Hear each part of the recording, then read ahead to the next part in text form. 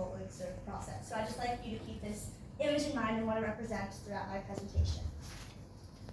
Sorry, Nina, we're actually working on the photography.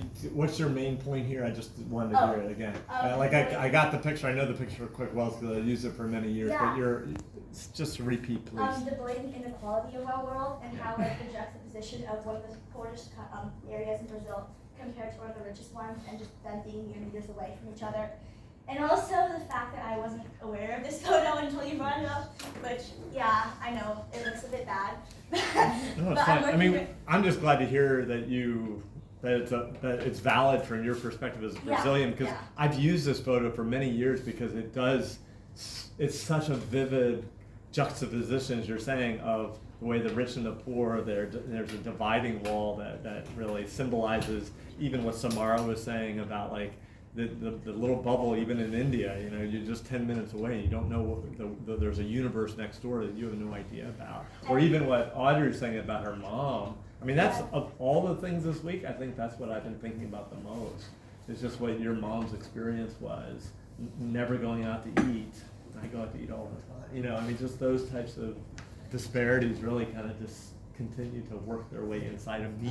So anyway, I wanted to hear your perspective on that. So keep going. Thank you. And I think when you walk through Brazil, anywhere you go, you can't walk like more than 2 minutes without seeing a favela, but you also can't walk more than 2 minutes without seeing like super elaborate displays of wealth, like jacuzzis on your balcony and like fountains coming out. Like I think it's really insane when you go there. And looking into the favelas from the jacuzzis and the people that clean your houses work in the favela. I mean, it's the truth. I don't know. It's the truth. Yeah. So my Elixir project is called Rebuilding Hope, Rebuilding Pequeno Príncipe. So what I actually did is I raised $500,000 for this hospital, Hospital Pequeno Príncipe in Brazil. It's a pediatric hospital, one of the best in the world and the best in Latin America. And it specializes in treatments of rare diseases that most hospitals in Brazil either just simply can't treat or don't know how to treat. So my family, it's actually my hometown of Curitiba, which is in the south. And my family's known there for generations. Like whenever you get sick in Curitiba, you always go there. Like it's kind of like a family feeling, if that makes sense. And so, yeah, they had a really bad fire in, I think it was October of last year, in their oncology and hematology wings. So I mean, their chemotherapy section, their like patient rooms, their treatment, and hundreds of thousands of dollars worth of equipment was ruined. And that was, I mean, really painful for them because they mainly treat like rare cancers and things like that, and they had to completely rearrange all of their like stations and things like that because the treatment of these kids couldn't stop, because if they did stop, their lives would stop too. And I think that was one of the most important things I learned as well, which I'll come back to later. But anyway, yeah, so these are some of the photos of their chemotherapy sections and patient rooms before and after. So it was really, I think, painful for everyone and all the families too to see that. So why did I actually choose this project? So as many of you might know, I am Brazilian. I've been to this hospital quite a few times actually. And I've been to this, I mean, I speak Portuguese, it's my second language, maybe even first language, but I never truly knew the country, if that makes sense. Like, there was, as a fortunate Brazilian who lives abroad and has the means to go to private school and afford things that most Brazilians can't, there was kind of a taboo on things like the favelas and the homeless. Really? I mean, we talked about it, but we never really talked about it, and especially as a young child, I mean, you don't want to talk to like a 7-year-old when you're walking down the streets. Yeah, that's a poor person. Like, my family was always super generous. For example, like in Curitiba, where this hospital is, I still remember we just landed from the airport and my dad was buying pão de queijo, which is like a Brazilian cheese bread for all of us, and there was a homeless man on the street, and he actually bought extra and gave it to them. And that still sticks in my mind, as you can tell. But we never really truly discussed the impacts of that. Yeah. And so when I learned about this issue, at the beginning I wasn't very moved, if that makes sense, because I was like, oh, well, we could just like help them, whatever. I didn't really understand the process of that and the people I'd be helping. But then I also thought back to my own experience when I got pretty sick with pneumonia. I was in first grade and I was at Canosa Hospital for a week or two. And I always was like no more than like a blip in my existence. I recovered from that. I'm still here today. But in Brazil, if you get pneumonia, you are most likely going to die. If you get the flu, there's still a pretty high chance you're going to die. And I mean, how many of us have a runny nose right now? Like that's something that's so common to us. That in Brazil, if you get that, it's like, oh my gosh, my child might actually not be here in a few weeks because they don't have this medical care, they don't have access to the care that we do. And this is another photo from Pequeno Príncipe. I think she's actually one of the oncological patients too. And then again, back to this photo, I said already my grandparents had a house 10 minutes away from there. I used to go to Morumbi, the borough, almost every day to go to the shopping mall, hang out with my friends. And I felt really bad when Mr. Schmidt showed me this photo because I actually didn't know about this. I didn't even know that this favela existed 10 minutes away from my house. I think that goes back to what Samara said, what everyone else has kind of touched upon about the sort of ignorance that we have as HKIS students, but also as people who can afford things that other people can't, if that makes sense. So my main guiding question for this was how can we make healthcare more accessible?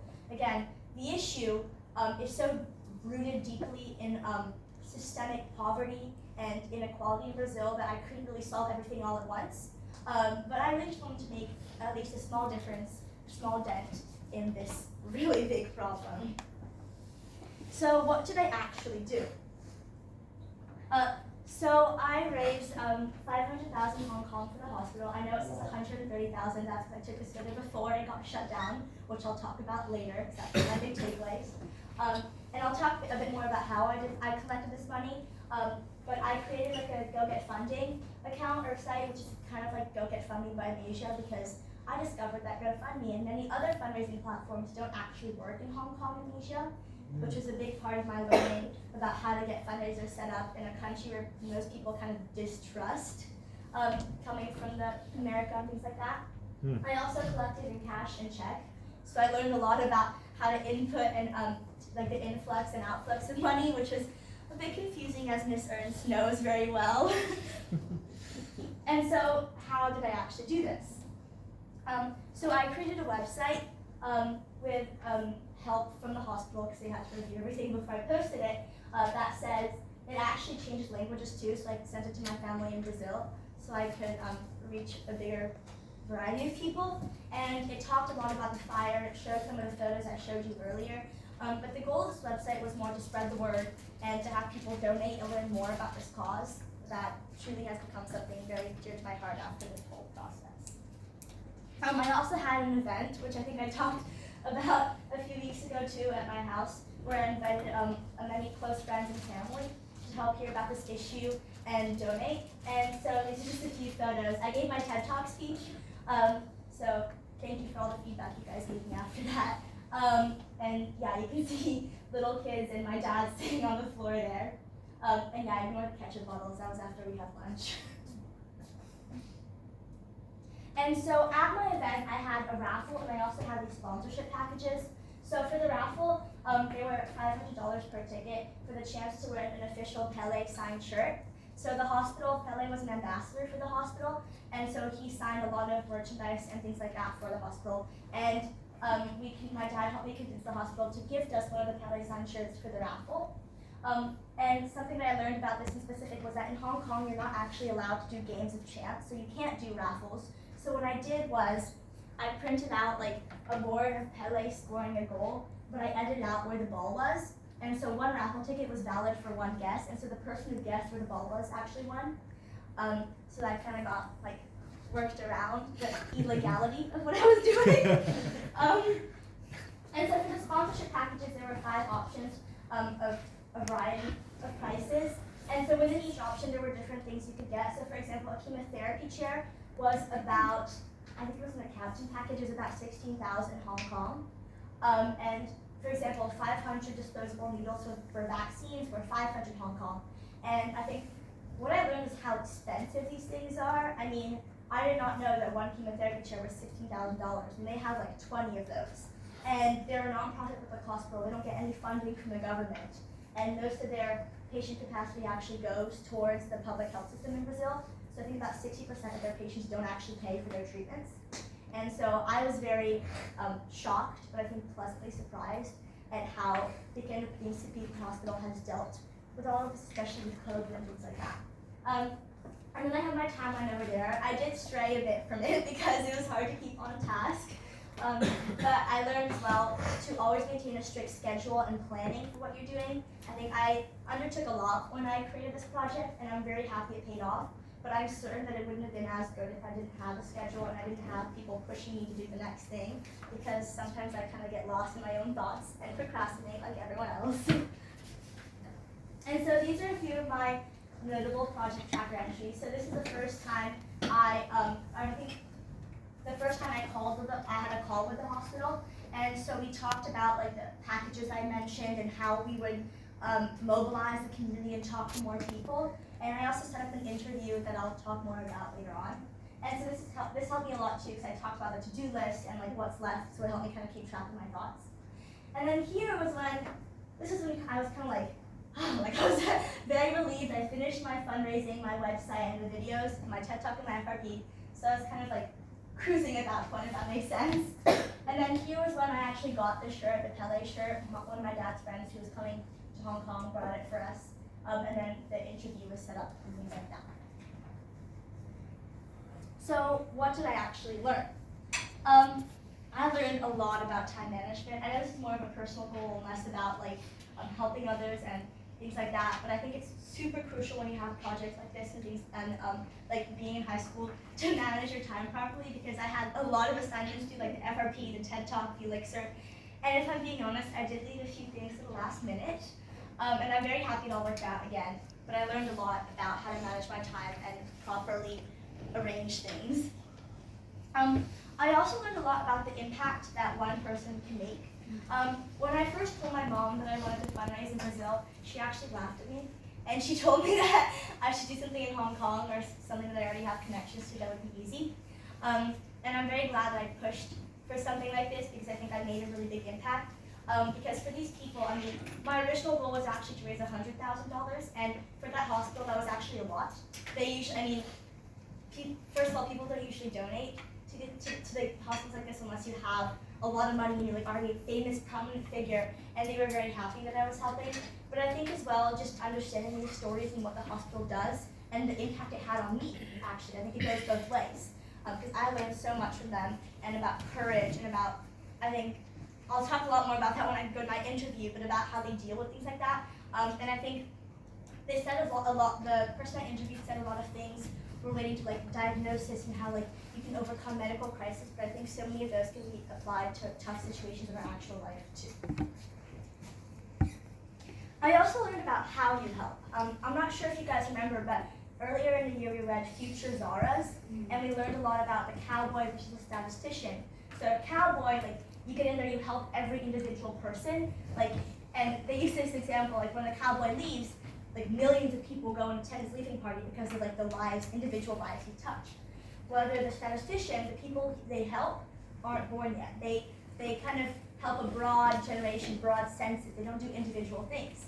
And I remember talking to Mr. Schmidt originally, I was like, I think I'm a statistician. I think I prefer to sort of like not know whose lives I'm touching, just know that they will be touched, if that makes sense, and help broadly. But I think throughout this process I learned the value of also being a cowboy, if that makes sense. Like understanding the lives of the people you've touched and knowing what you've done to help them, while also being a statistician in the sense that you save lives now, but you also want to save lives in the future. So what could I have done better? So these are emails of correspondence with the payment processor Stripe that was handling my funds for the project. And it was a very big sense of stress for me and Miss Ernst. I'm not sure if I talked to Mr. Schmidt about this, but what they said is, in Hong Kong, it's very difficult to get a fundraiser set up, and so they actually closed my fundraiser. And they said, there's nothing you can do about it. We've just decided that you are like too high risk. And I sent them proof from like the Brazilian government that HPP was like an actual legitimate thing. I sent them proof from like basically anything you could imagine. I sent it to them, and they still said, nope, we're closing it, too bad. And they actually started refunding the money. And so I have a lot of emails with them, and to this day they still haven't refunded some of the money, but but that's okay. Thankfully, the money they haven't refunded is within my family, so it's not like any stranger, things like that. But it did cause a lot of stress for everyone, and I think something I could have done better is prepared more ahead of time and sort of ask them, what would I do? Like, I'm not letting you close, this is ridiculous. Like, I guess, and I think it was very frustrating because they didn't read any of my emails. So, yeah. But is it because you raised so much money and they just Well, that's what we were actually trying to We figure think out. it's because she raised so much money in a really short period of time. And so maybe if like she had been set up for like 3 months and slowly had been raising some money before that. And because I consolidated it all mostly in one night with my fundraiser. Yeah. So I'm not sure. It was definitely a learning experience. I talked to many. My mom, really good friend, works at HSBC, and she said that with Hong Kong and the current situation, some American companies and things like that are more, because this is American, it's worldwide, but it's American, are more skeptical towards accepting huge amounts of money from this region. I'm not sure. I think there were a variety of different things, but I mean, what's interesting about, for all of you guys who had friends maybe in other classes where we told them they could not do fundraising, partly with Nina's doing fundraising, it was because she was looking into some of the legalities and intricacies of fundraising. Like I filled out like considered the St. Paul Brits model and being able to donate directly to the hospital, but that couldn't happen because it's in Brazilian. Yeah. Like their website wouldn't have taken credit cards from other countries. So Nina really got to see a lot of the intricacies, and what we didn't do, because this was not a Hong Kong NGO, but for you guys, some Hong Kong NGOs will not take money from US entities either anymore. Basically, don't do a fundraiser. Just like unless you're very prepared and it's like something you really want to do, I do not recommend doing this, especially if you have like kind of a short timeline. But I did learn a lot from that. So. And to sort of conclude my presentation, I'd like to talk a bit more about people, so who I'm actually helping. And so I have a video that I showed at my, it wasn't, I didn't make a video, it was from the hospital, and it involves the kids from the hospital. And I thought it was really cute. I mean, I cried like the first 3 times I watched this. And so I think it really meant a lot to me, and again, it showed me the courage that these kids have, and I'd just like to share it with you. My back, like curtain call. You've brought me fame and fortune and everything that goes with it. I thank you all, but it's been no bed of roses, no electric cruise. I consider it a challenge for the whole human race, and I know I believe you're all in all. We are the champions of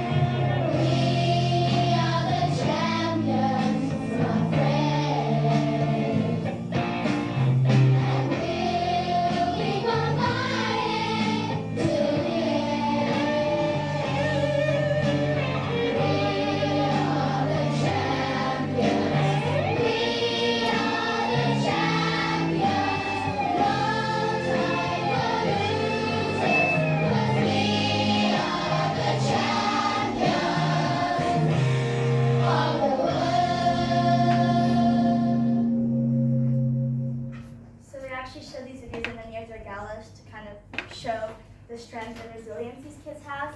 And I think that I learned a lot from them about that and the message that passes to all of us, even though we're not in such a hard situation. I think we can apply that in many different aspects of our lives.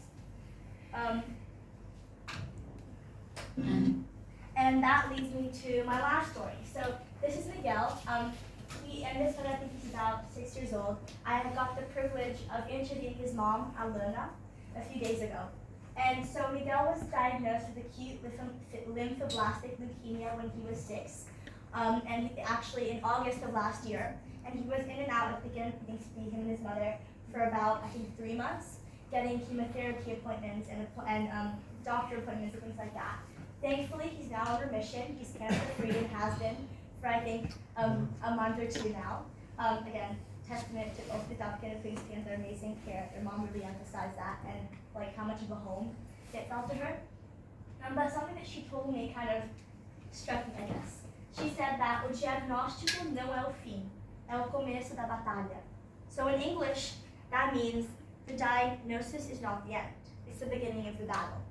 And she really emphasized that through her story, and that when you get that diagnosis, when you're told your kid has cancer, leukemia, something that like is probably the worst nightmare for any mother, don't stop fighting. It's actually when you have to start fighting, when you have to start, I guess, like, I mean, you need that courage, because it really is the beginning of the battle. And she won, they won the battle, but I think it's important that we remember this whenever we like kind of want to give up on something that's like not even so hard compared to what they go through, that you just have to keep fighting. And that's a message that I guess I kind of want to bring to all of you today. So thank you for listening to my